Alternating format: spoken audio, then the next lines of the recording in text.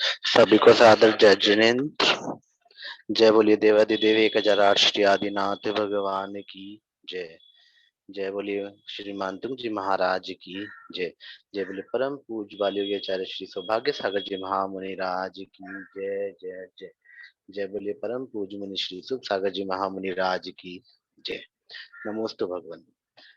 हम आमंत्रित करते हैं श्री रजनी जी जैन जी को, वो मंगलाचरण प्रारंभ करेंगी। रजनी जी जैन अपने आप को अनम्यूट करें।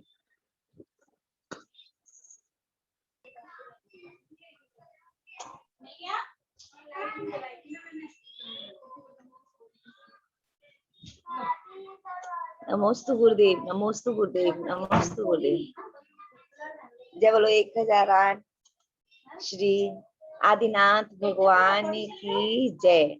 जय बोलो श्री 1008 श्री पाशनाथ भगवान की जय। जय बोलो श्री 1008 महावीर भगवान की जय। जय बोलिए श्री 108 आचार्य श्री सिद्धांत सागर जी महाराज की जय।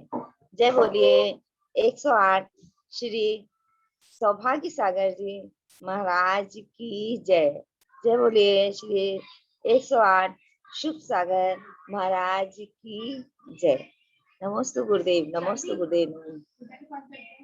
सुध्यान में लवलीन हो सब घातिया चारोहने, सर्वज्ञ ज्योति विरागता को पालिया प्रभु आपने।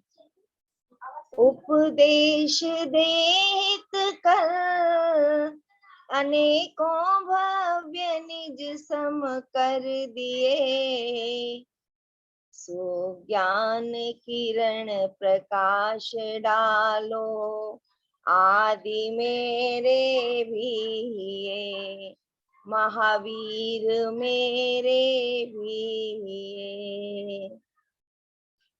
जय बोलो श्री आदिनाथ भगवान की जय। एक छोटा सा भजन।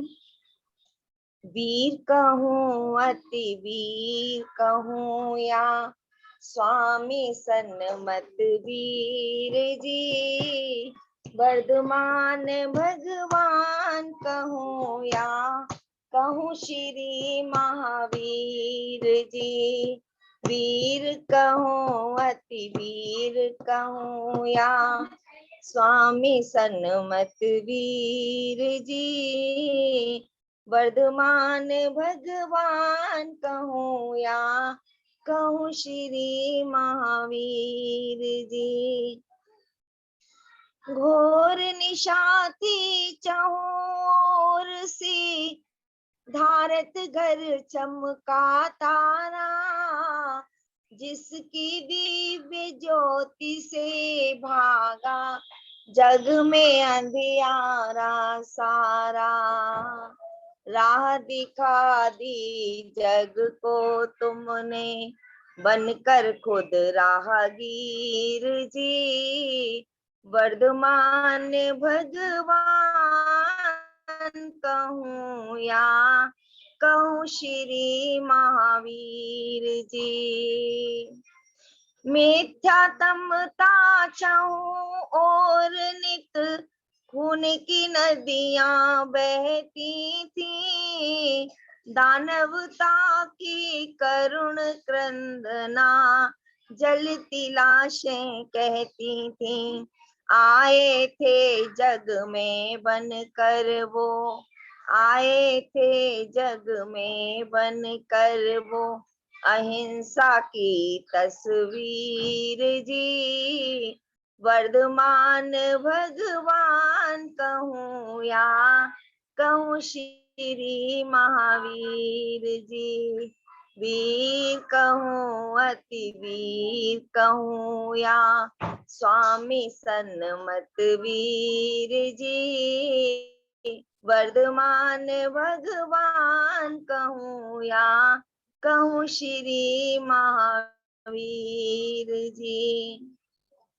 जय बोलिए श्री आदिनाथ भगवान की जय।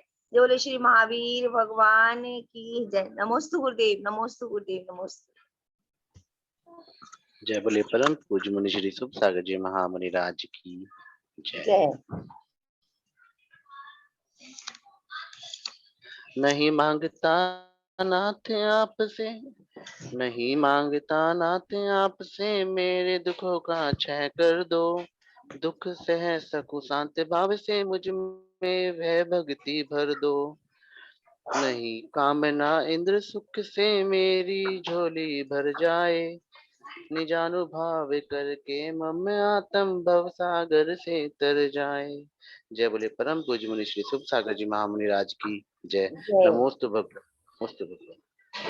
आइए मनुष्य के चरणों में निवेदन करते हैं, हे मुनिराज हमें भक्तामृत जी स्तोत्र का अध्ययन कराएं। नमोस्तु भगवान। सभी लोग अपने दोनों हाथों को जोड़ लेंगे और आज हम भक्तामृत की 43वें नंबर के श्लोक का अध्ययन करेंगे।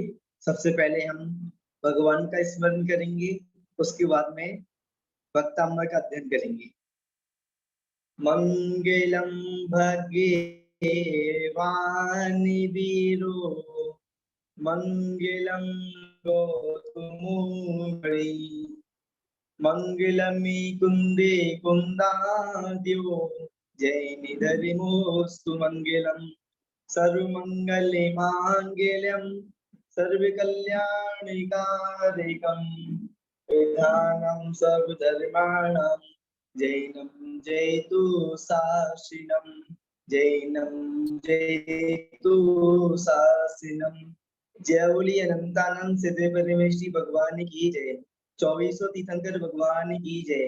आदि ब्रह्मा आदिनाथ भगवान की जय। अंतिम तीर्थंकर 24वें तीर्थंकर भगवान महावीर स्वामी की जय। मानतुंग आचार्य महाराज की जय। आचार्य गुरुदेव श्री सिद्धांत सागर जी महाराज की जय। आचार्य गुरुदेव श्री सौभाग्य सागर जी महाराज की जय। 2.5 दिन में विराजमान 3 तम 9 कोटि मुनि महाराजों की जय। अहिंसा मय विश्व धर्म की जय। परम पूज्य मुनि श्री शुभ सागर जी महामुनि राज की जय जय जय। कल से हमारे पर्यूषण पर्व प्रारंभ होने जा रहे हैं और रजनी जी ने आज बहुत सुंदर भजन सुनाया। आज मैं मैंने वैसे तो डेली भजन सुनता हूँ, पर आपका आज का भजन ना बहुत अच्छा लग रहा था मुझे, बहुत अच्छा और बहुत अच्छा। इसको मुझे भजन आप ऐसा कहना, मुझे भेज भी देना। वैसे तो मैं आपके यहाँ पर आ रहा हूँ और मुझे भेज देना। अब चलते हैं, जैसा कि हम सबसे पहले श्लोक का उच्चारण करते हैं, उसके बाद में शब्दार्थ को समझते हैं और उसके बाद में वाक्य बनाकर भावार्थ को समझते हैं। और मैं आपको एक जानकारी और दे दूं, जो अपना 33 नंबर का श्लोक था, तो 33 नंबर के श्लोक में मैंने करेक्शन किया है, तो वो हम उसको बाद में समझेंगे। मैंने क्या करेक्शन किया है। मैंने पहले 33वें नंबर का श्लोक अलग तरीके से वाक्य बनाया था। पहले मैंने 33वें नंबर के श्लोक का अलग तरीके से वाक्य बनाया था, पर अब मैंने करेक्शन कर कर और अच्छी विशेषताओं के साथ और सुंदर तरीके से 33वें नंबर के वाक्य का वाक्य बनाया है। तो मैं आपको ऐसा करता हूँ, सबसे पहले मैं 33वें नंबर का वाक्य जो मैंने बनाया है दोबारा से करेक्शन करके, तो केवल मैं आपको वाक्य सुनाऊंगा, बाकी का फिर हम आज 43वें नंबर के श्लोक का अध्ययन करेंगे। मैं भी 33वें नंबर के श्लोक का आपको जो मैंने वाक्य बनाया है, अर्थ निकाला है, तो मैं आपको सुना देता हूँ। सबसे पहले तो मंदार, सुंदर, नमेरु, सुपारिजात और संतानक, ये 5 प्रकार के पुष्पों का नाम लिखा हुआ है। मंदार, सुंदर, नमेरु, सुपारिजात और संतानक। ये 33वें नंबर का वाक्य पुष्प वृष्टि का है। भगवान का जब समोषण लगता है तो भगवान के समोषण में पुष्पों की वृष्टि होती है। और देव लोग पुष्पों की वृष्टि करते हैं। और मानतुंग आचार्य महाराज ने अपने इस श्लोक के अंतर्गत उनको वसंत तिल का छंद है, तो वसंत तिल का छंद में मात्राएं भी सीमित होती हैं, तो और अक्षर भी सीमित होते हैं। 56 अक्षरों में उन्होंने 5 फूलों के नाम लिखे हैं और उसके बाद में आदि कर दिया है। संतानक आदि यानी कि संतानक आदि जाति के यानी कि अन्य प्रकार के उन्होंने 5 फूलों के नाम दिए हैं। और उसके बाद में उत्कर यानी कि कल्प वृक्षों के कैसे फूल, साधारण फूल नहीं, सामान्य फूल नहीं, कल्प वृक्षों के फूल। किसके? कल्प वृक्षों के फूल।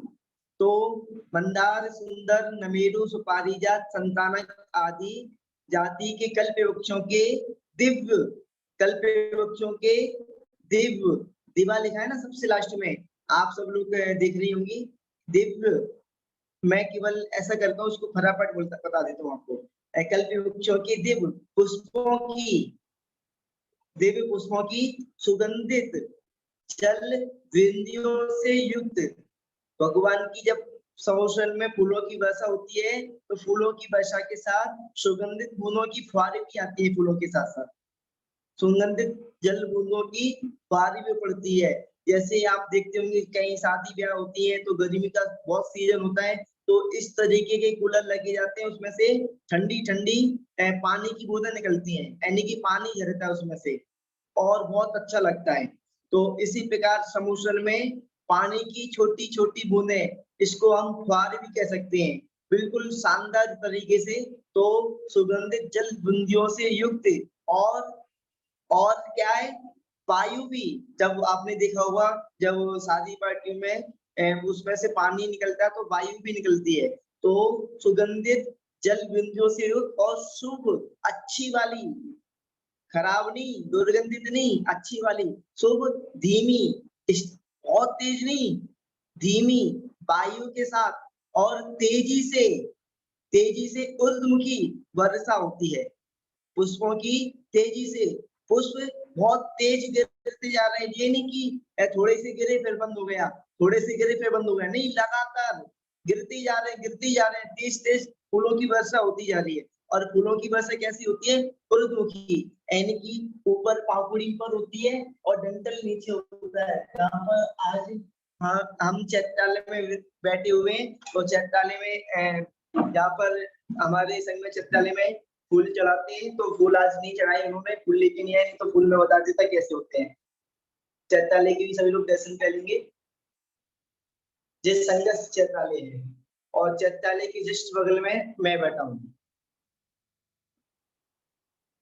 संघर्ष चैत्रालय है हमारे संगम, जहाँ पर फूल आदि भी चढ़ाते हैं।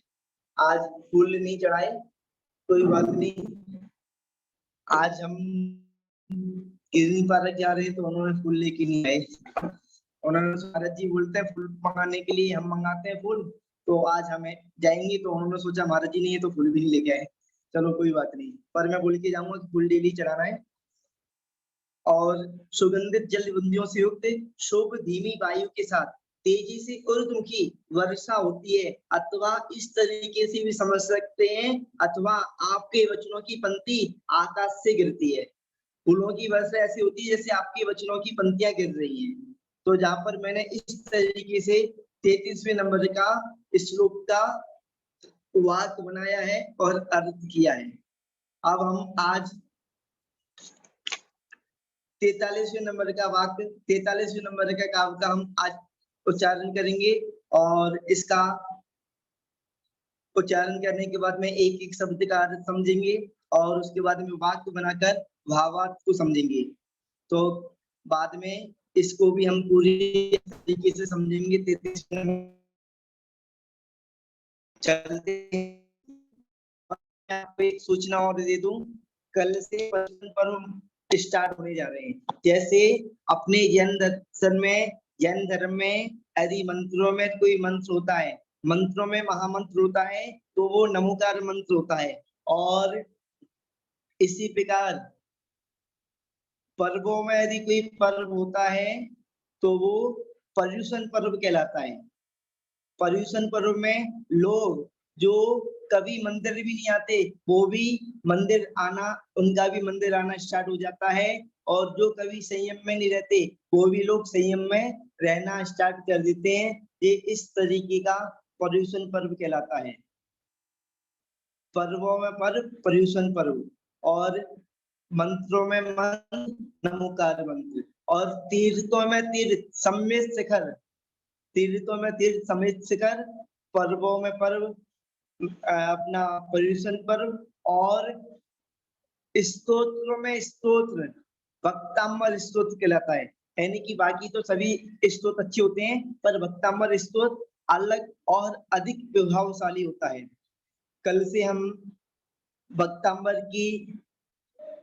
का अध्ययन न करते हुए कल हम पर्युषण पर्व के बारे में समझेंगे। कल से हम 10 दिन तक, तो एक एक दिन में हम 10 दिन तक पर्युषण पर्व क्या होता है और 10 लक्षण पर्व इसमें किस चीज की आराधना की जाती है और क्या होता है, तो कल से हम 10 लक्षण पर्व को समझने की कोशिश करेंगे।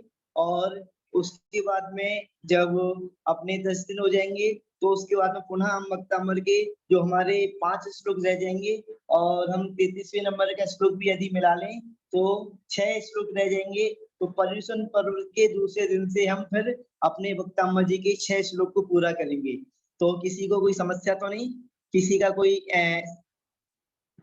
कोई मतलब व्यू हो अपना तो वो बता सकते हैं, और ऑब्जेक्शन भी हो तो बता सकते हैं। तो किसी का नहीं है ऑब्जेक्शन, वो यदि किसी का हो तो वो हैंड रेस कर सकते हैं। अब आगे चलते हैं। नहीं, कुछ लोग सोचे कि हमारी भक्तांबर की लगातार चल रही है अब 6 दिन के लिए, मतलब 6 श्लोक बचे हैं तो 10 दिन बाद 6 श्लोक करेंगे, तो कोई बात नहीं। 10 दिन बाद 10 दिन में हम पर्युषण पर्व की महाआराधना करेंगे, हम 10 लक्षण पर्व की आराधना करेंगे। और अब हम अपना श्लोक को आरंभ करते हैं। कुंदार्ग, कुंतार्ग। अच्छा, रजनी जी ने हैंड रेस किया है, रजनी जी को एक बार सुन लेते हैं, उसके बाद में फिर हम पढ़ते हैं आगे। रजनी जी, आप कुछ कहना चाह रही हो? जी गुरुदेव, गुरुदेव मेरा मन ये है हाँ। कि आज का तो ये वाला हम कर लेंगे, तो उसके बाद जो आगे के जो रह जाते हैं उनको खाली हम उच्चारण कर लें, आपके द्वारा उच्चारण हो जाए तो ऐसा लगेगा कि जैसे कि हाँ, थोड़ा सा उच्चारण हो हो गया। जाएगा। हाँ जी, तो हाँ ठीक है, उच्चारण करवा उच्चारण हो जाएगा। दीजिएगा। हाँ, बाद में ठीक सबसे है। एक एक जो कराते हैं उसके बजाय आगे के उच्चारण करवा दिए जाए तो हमें तसल्ली सी हो जाएगी कि पूरा हो गया। नमोस्तु गुरुदेव। अरे हाँ ठीक है, वैसे तो हम अभी आपके यहाँ पर पहुँचने वाले हैं 4 बजे, तो वहीं पर बैठ के हाँ बात करेंगे, क्या बात कहना चाह रही हो। अब जी, चलते हैं। बस हाँ। कुंदार, भिन्न, गज, सोनिक, वारी, वाहा। कुंदार्ग, भिन्न, गज, शोणित, वारी, वाहा। वेगावतार, वेगावतार, तरना, तुर, तरना, तरनातुर। इसको संग में बोलना है, तर और उसके बाद में नातुर। इस तरीके से इसमें आतुर संधि विकसित होगी ना, तो इसलिए तरनातुर, नातुर, तरनातुर। योध भीमे, युद्धे, जयम, विजित, दुर्जे, ये पक्षास, त्वद, पाद, पंकज, वना, सैन्यो लबंते। नीचे तक मेरी कलम जाती नहीं है, पता नहीं जी कहां से आ गया। ठीक है, त्वद, पाद, पंकज, वना, सैन्यो लबंते। अब इसका हम उच्चारण करेंगे, तो किसी को अनम्यूट कर दें और उच्चारण करेंगे पूरे श्लोक का। कुंदार्ग, भिन्न, गज, शोणित, वारी, वाहा। वेगावतार, तरनातुर, योधि भीमे, युद्धे, जयम, विजित, दुर्जे, पचास, त्वदपादि, पंकज, वना, सैन्यो लभन्ते। नमो सूर्य। कुंताग्र भिन्न गज शोणित वारिवाह वेगावतार तरणातुर योध भीमे युद्धे जयं विजित दुर्जय जेय पक्षास् त्वत्पाद पंकज वनाश्रयणो लवन्ते। नमोस्तु गुरुदेव, नमोस्तु। अब इसका हम एक एक शब्द का अर्थ समझते हैं और उसके बाद में वाक्य का निर्माण करेंगे। यहाँ पर कुंद प्लस अर्घ, आर्ग यानी कि आगे का, कुंद यानी कि भाल, और भालों के आगे का भाग नोक कहलाती है।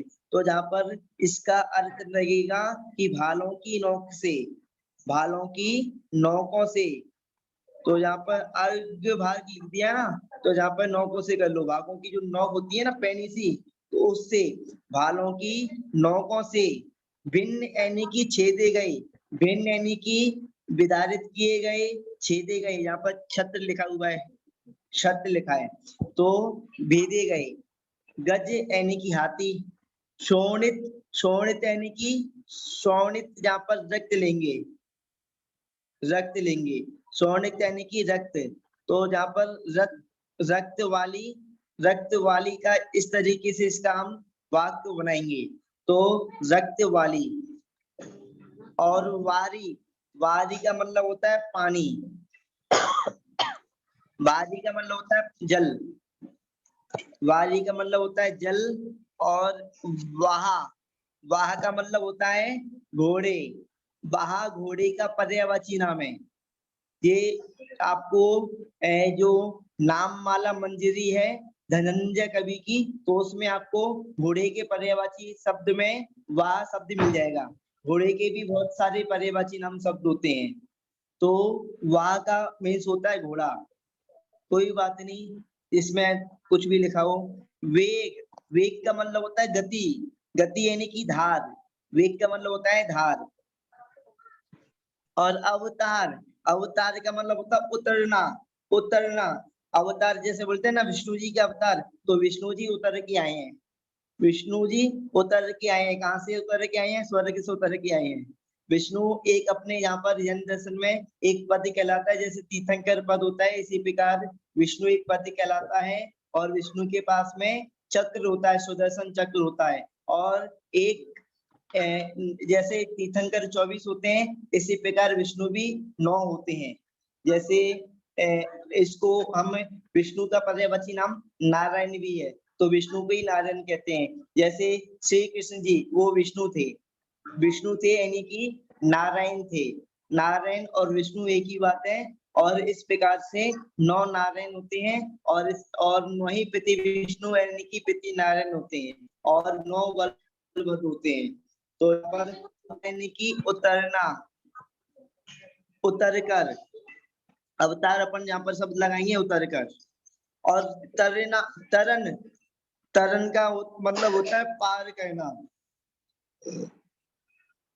जिनका रजनी जी का माइक अनम्यूट कर दे, कर लें, आप की कहते हैं, वहां से शायद आवाज आ रही है। तरन यानी कि पार करने से, में पार करने में। आतुर, आतुर का अपन हिंदी में भी शब्द आतुर ही अपन लगाते हैं कई बार। आतुर का मतलब होता है व्याकुल, और आतुर भी लिख दे तो कोई बात नहीं है। और अपने वाक्य बनाएंगे तो वाक्य में तो हमने आतुर ही लिखा है। और योद्ध, योद्ध का मतलब होता है योद्धाओं से, योद्ध यानी कि योद्धाओं से। और भीमे यानी कि भीमे का मतलब होता है भयंकर, भीषण। अपन इस तरीके से भी शब्द लगा सकते हैं, भीषण, योद्धाओं से, भीषण योद्धाओं से। और युद्धे, युद्ध यानी कि युद्ध में, लड़ाई में। युद्ध भी कैसे, वैसे अपना हिंदी परिभाषिक शब्द में युद्ध शब्द भी अच्छा जमता है। लड़ाई में, लड़ाई शब्द थोड़ा सा जमता नहीं है। लड़ाई भी का भी मतलब युद्ध ही होता है, युद्ध में लड़ाई होती है युद्ध में। तो युद्ध यानी कि युद्ध, युद्ध में, युद्ध को भी लगा सकते हैं अपन, युद्ध को लगाएंगे, युद्ध को। जयम का मतलब होता है विजय, जयम का मतलब होता है जीत, विजय, जय जीत विजय होगा। जहाँ पर बी विशेषण नहीं लगा, जयम यानी कि विजय, जयम यानी कि विजय, और विजित यानी कि जीतना, जीत कर, विजित यानी कि जीत कर, जयम यानी कि विजय और विजित यानी कि जीत कर। दुर्जय, दुर्जय का मतलब होता है ना जीतने योग, जय यानी कि विजय करना, जीतना, जीतने का, हम जहाँ पर विजित और जय दोनों लिखे हुए हैं, जयम, जयम और विजित, तो जयम का हम विजय लगाएंगे और विजित का मतलब जीत कर लगाएंगे। और जहाँ पर दुर्जय यानी कि जिसको जीतना नामुमकिन हो, तो दुर्जय यानी कि ना जीतने योग्य, दुर्जय ना जीतने योग्य।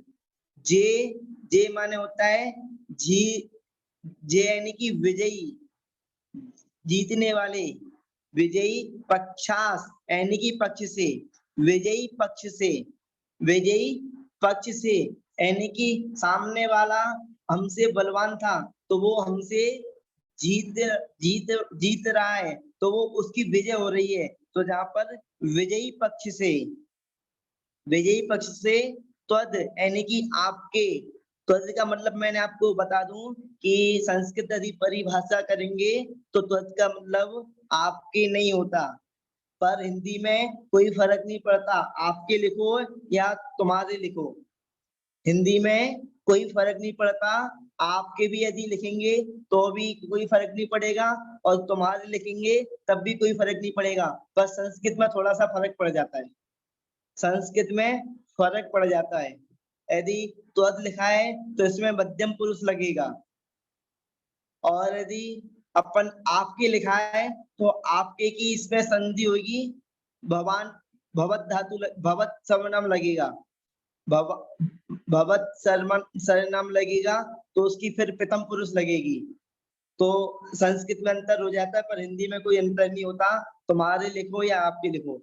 तो यानी कि आपके, पाद यानी कि चरण, पाद यानी कि चरण, पंकज, पंक प्लस जा, पंक यानी कि कीचड़ और जा यानी कि उत्पन्न, पंकज यानी कि कीचड़ में उत्पन्न होने वाला, तो कीचड़ में क्या उत्पन्न होता है, कमल, तो कमलों के, वन यानी कि वन का, वन का यानी कि वाघ का, और आशयन, आशयन इसमें वना लिखा है तो वना में से आ निकल जाएगा, आश्रय यानी कि आश्रय, आश्रय लेने वाला, आश्रय लेने वाला।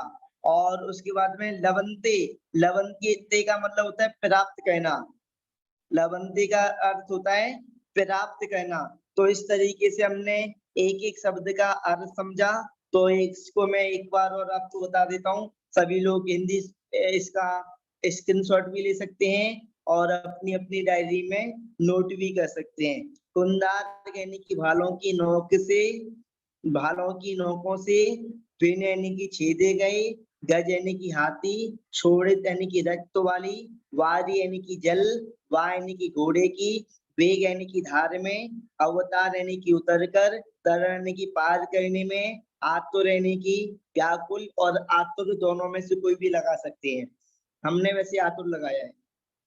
योद्ध यानी कि योद्धाओं से, भीम यानी कि भीषण, युद्ध यानी कि युद्ध को, युद्ध में यदि ये सप्तमी विभक्ति है, सप्तमी विभक्ति में यदि हम कराएंगे तो युद्ध में आएगा, पर युद्ध को भी यदि लिखेंगे ना तो उसमें कोई फर्क नहीं पड़ेगा, युद्ध को। जयम यानी कि विजय, विजित यानी कि जीत कर, दुर्जय यानी कि ना जीतने योग्य, जय यानी कि विजयी, पक्ष यानी कि पक्ष से।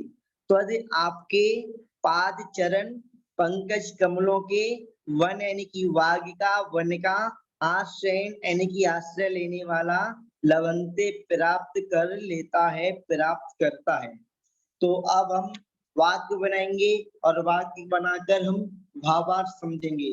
तो वाक्य बनाने के लिए सबसे पहले कौन सा शब्द लें, तो शब्द हम सबसे पहले नंबर के शब्द लेंगे, सबसे पहले नंबर की शब्द लेंगे। और गौरव जी इसको ये लिखिए ना, स्क्रीन में मिटा देता हूँ। हाँ जी, मुझसे मिट नहीं रहा। हाँ कोई बात नहीं, कोई, हाँ मिट गया, कभी कभार ये मिट नहीं पाता, कोई बात नहीं। सबसे पहले जहाँ पर लेंगे कुंदार यानी कि भालों की नोकों से, भालों की नोकों से, और विन यानी कि भेदे गए, छेदे गए, विदारित किए गए। तो अपन कोई सा भी शब्द लगा सकते हैं, तो जहाँ पर हम लगा लेंगे छेदे गए, बालों की नोकों से छेदे गए हाथी। आपने देखा, आपने वैसे टीवी सीरियल में देखा होगा, जब पहले के जमाने में युद्ध होता था तो हाथी घोड़ों के ऊपर करते थे और अपने अपने हाथ में एक नुकीले सा शस्त्र लेते थे, भाल, उससे सामने हाथी को, घोड़ों को घायल करते थे और सेनाओं को घायल करते थे। तो जहाँ पे भालों की नोकों से घायल किए गए, भेजे गए, विदारित किए गए हाथी, हाथी और घोड़े, हाथी और घोड़ों की विदारित किए गए, छेदे गए हाथी और घोड़ों की रक्त वाली, मतलब हाथी और घोड़ा होती है ना, उसके अंदर क्या होता है, रक्त होता है, खून होता है। यदि हाथी को यदि भेदोगे, विदारित करोगे तो उसमें से भी लाल कलर का खून निकलेगा, यानी कि लाल रक्त निकलेगा। तो भालों की नोकों से छेदे गए हाथी और घोड़ों की रक्त वाली जल और वेग यानी कि धारा, जहाँ पर जो जल धारा बह रही है युद्ध क्षेत्र में, युद्ध भूमि में जो जल धारा बह रही है वो सामान्य जल धारा नहीं है, वो हाथी और घोड़ों की भेजे गए, हाथी और घोड़ों को मारकर उसमें से जो खून निकला है, जो रक्त निकला है, उस रक्त की जल धारा है। वहां पर ऐसा युद्ध चल रहा है कि रक्त की धारा बह रही है पानी की तरह, रक्त की धारा बह रही हो पानी की तरह। तो उस युद्ध की बात कर रहे हैं, वो छोटा मोटा युद्ध नहीं होगा, भयंकर युद्ध होगा जिसमें रक्त की धारा बह रही हो। तो उस युद्ध में तो भालों की नोक से छेदे गए हाथी और घोड़ों की रक्त वाली जल धारा में, और जल धारा के अंदर भी उतर कर, यानी कि जल धारा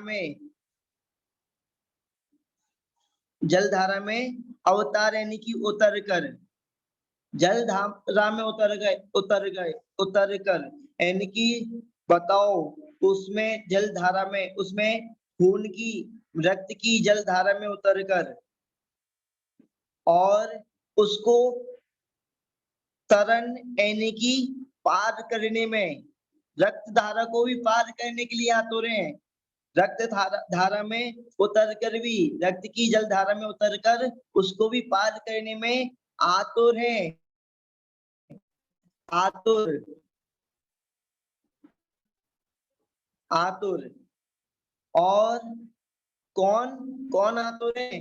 भीमे, भीमे यानी कि भयंकर, भीषण, योद्ध यानी कि योद्धाओं से, भयंकर योद्धाओं से, जहाँ पर सिंपल भीषण योद्धाओं से। और अभी यहाँ पर योद्धाओं का परिचय कराया कि कैसे योद्धा हैं, कि वो रक्त की जल धारा में उतरकर रक्त की जल धारा को भी पार करने में आतुर हैं, व्याकुल हैं, ऐसे योद्धा हैं। जहाँ पर युद्ध में योद्धाओं का वर्णन किया कि ये कैसे योद्धा है। अब उसके बाद में ऐसे योद्धा हो, यदि सामने वाले पक्ष में ऐसे योद्धा हो तो जीता जा सकता है सामने वाले पक्ष से? नहीं। कैसे जीता जा सकता है? तो जहाँ पर ना जीतने योग, ना जीतने योग, दुर्जय यानी कि ना जीतने योग, और किसको? युद्ध को ना जीतने योग, युद्ध को क्या कर, कौन से जयी पक्षास, विजयी पक्ष से, जो विजय होने वाला है पक्ष, सामने वाला जीतने वाला है, तो जीतने वाले पक्ष से, विजयी पक्ष से क्या होता है, यदि कोई आपके चरणों का भक्त हो, आपके चरण पंकज, चरण कमलों के वन का और आश्रय नहीं की आश्रय लेने वाला हो। यदि जो घायल हो गया है और जो हार चुका है पूरी तरीके से, यदि वो आपके चरण कमलों के वन का आश्रय लेने वाला है, तो वो भी क्या करता है, यानी विजय, वो भी क्या करता है, जीत कर युद्ध को जीत कर, जयम यानी कि विजय, युद्ध को जीत कर ही तो विजय प्राप्त होती है। तो युद्ध को जीत कर विजय प्राप्त कर लेता है। यदि आपके चरण कमलों के वन का आश्रय लेने वाला है, तो वो व्यक्ति उस युद्ध को जीतकर विजय प्राप्त कर लेता है। इसमें कोई किसी भी प्रकार का संशय नहीं है और किसी भी प्रकार की कोई शंका नहीं है। तो जहां पर इस तरीके से 43वें नंबर का श्लोक, जहां पर युद्ध विजय, हमको जहां पर तो मानतुंगाचार्य महाराज ने राजाओं के युद्ध का बताया, पर हमको तो अपने कर्मों को जीतना है, अपने कर्मों से युद्ध लड़ना है। कर्म कितने भी बलवान हो, पर बलवान हमको मारने वाले कर्म हो, हमको गलत में पहुंचाने वाले कर्म हो, हमको दुख पहुंचाने वाले कर्म हो, पर उन कर्मों को भी जीतकर हम कर्मों पर विजय प्राप्त कर लेंगे। यदि हम आपके चरणों के कमल के वन का आश्रय लेने वाले होंगे, तो यदि आप भी भगवान के चरण कमलों के वन का आश्रय लेने वाले हो, तो वो कर्म में भी आप कर्म को जीतकर विजय प्राप्त कर लोगे। तो जहाँ पर कोई बड़ी बात नहीं है, कोई आश्चर्य की बात नहीं है। तो यहाँ पर हमारा इस तरीके से 43वें नंबर का श्लोक पूरा हुआ। अब हम इसका एक बार और आपको इसका शब्द का अर्थ बता देते हैं। भालों की नोक से छेदे गए हाथी और घोड़ों की रक्त वाली जलधार में उतरकर पार करने में आतुर भीषण युद्धों से ना जीतने योग्य युद्ध को विजय पक्ष से आपके चरण कमलों के वन का आश्रय लेने वाला जीतकर विजय प्राप्त कर लेता है। अब हम इसका भावार्थ समझेंगे। देखो, ये दो पार्टों में, जहां पर देखो भाल बना दिए, जहां पर आपको दिखाई दे रहे हैं भाल, भालों से क्या है, हाथियों को चीर दिया है, हाथियों में से रक्त की धारा निकल रही है। और जहां पर घोड़ा एक ही बनाया है, कोई बात नहीं, जहां पर घोड़े खड़े हैं, एक ही घोड़ा खड़ा है, कोई बात नहीं, घोड़ों को भी चीर दिया है और घोड़ों में से भी रक्त की धारा निकल रही है। और रक्त की ये धारा, जल धारा, रक्त की जैसे जल धारा होती है, उसी प्रकार की ये रक्त धारा है, उसमें उतर गए हैं और उसको भी पार कर हमारी सेना में घुसकर हमको भी कहते हैं जीतने के लिए हमारे ऊपर हावी हो रहे हैं। रक्त की जल धारे में उतरकर हमारे पास आ रहे हैं, हमको मारने के लिए हमारे ऊपर भी हावी हो रहे हैं।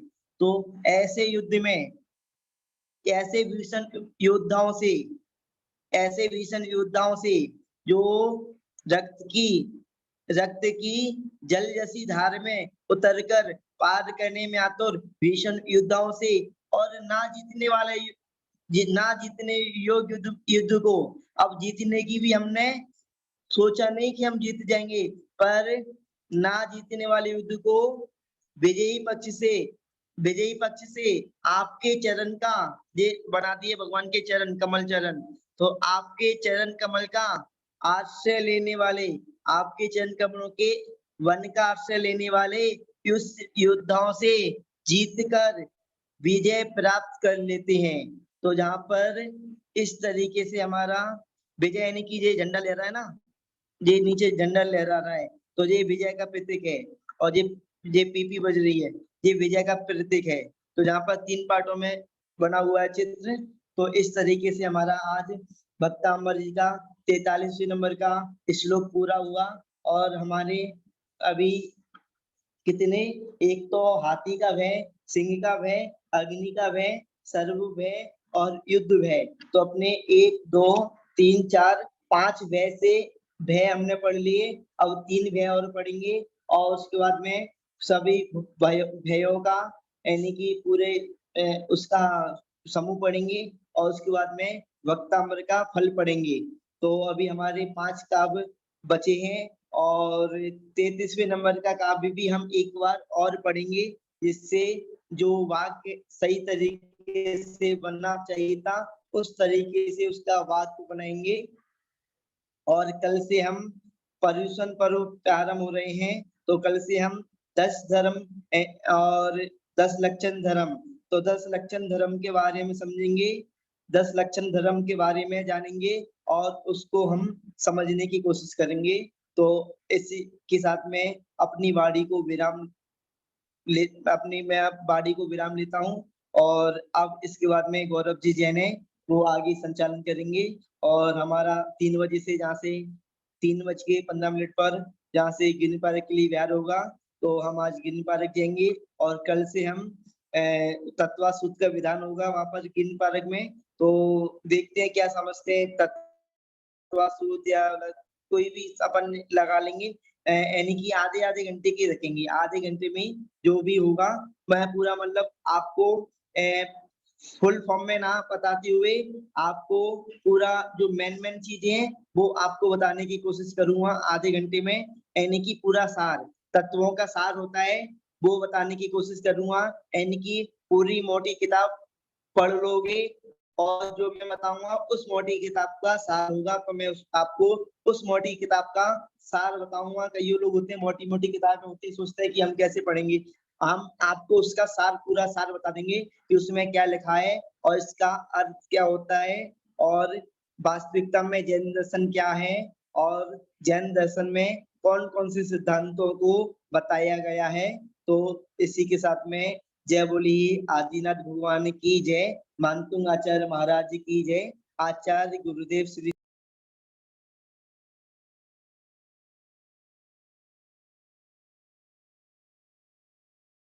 गौरव जी आगे क्या संचालन करेंगे?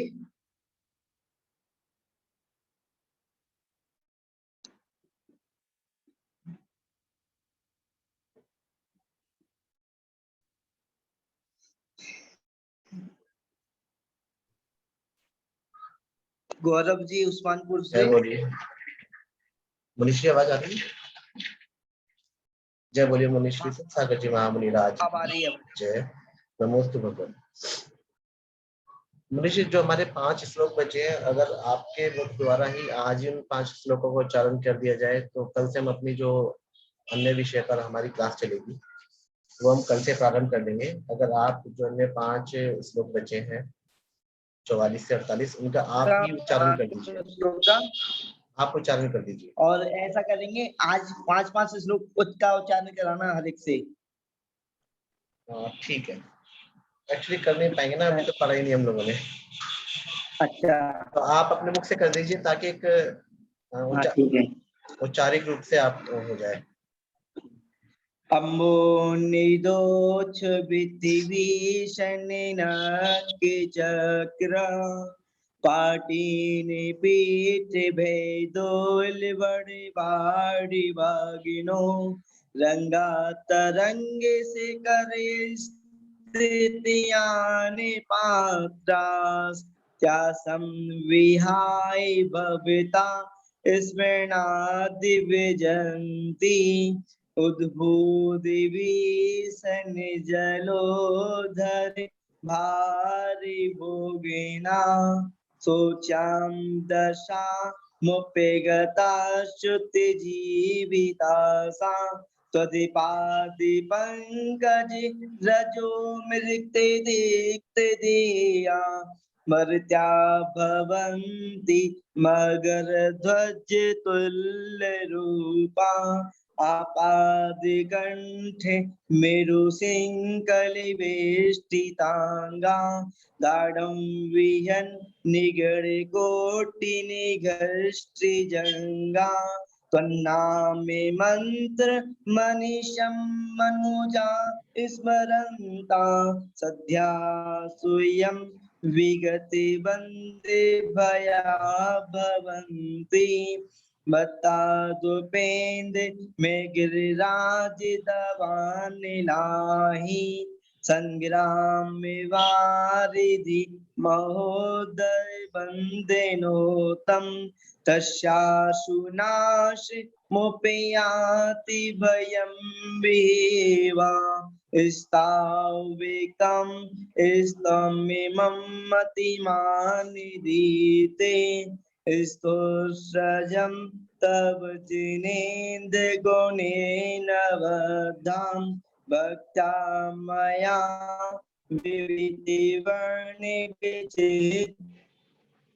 पुष्पां दत्ति जनो या कंठे गतामजस्रं तम्मानितुंगे मविसासमुपेक्षिमि तम्मानितुंग मविसासमुपेति लक्ष्मी तम्मानितुंग मविसासमुपेति लक्ष्मी।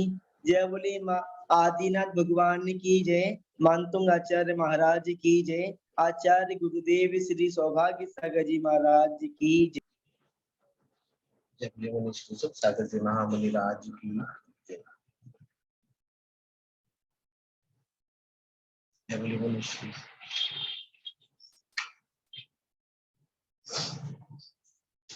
जय बोली श्री सागर जी महामुनि राज की जय।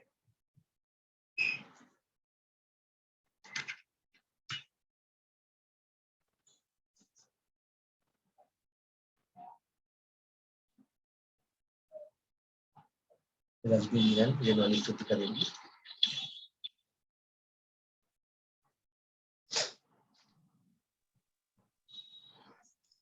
जा वाणी के ज्ञान से सूझे लोकालोक, सो वाणी मस्तक नमो सदा दे तू दो। ये जिन वाणी भारती तो ही जपो दिन रैन, जो तेरी शरणा गए सो पावे सुख चैन। देव भजो अरिहंत को गुरु सेवा निर्ग्रंथ, दया धर्म पालू सदा यही मोक्ष का पंथ। धर्म करत संसार सुख, धर्म करत निर्वाण, धर्म पंथ साधे विना नर त्रिअंश समान। नमोस्तु गुरुदेव, नमोस्तु गुरुदेव, नमोस्तु गुरुदेव।